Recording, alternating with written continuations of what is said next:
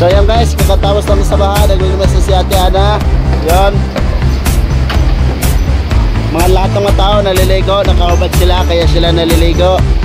Ay naliligo sila kaya sila nakahubad. So lahat ng ano din sa kanala, binabalik na kasi wala nang baha. Umaagos na ang tubig galing sa kabilang mundo. Si Ate Ana naglilinis sa kanyang ano, tawag yan, pwesto.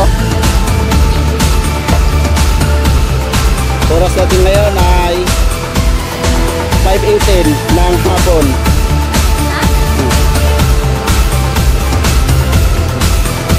Lahat na naglilinis, malinis na yung kalsada. Wala nang baha. Pakunti-kunti lang yung tubig.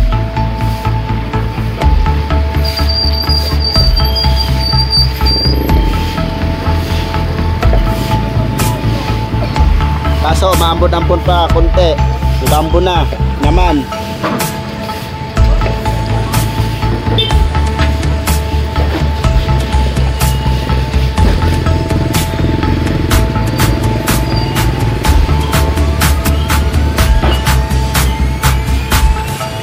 So lugtong lang natin ito sa ano kanina.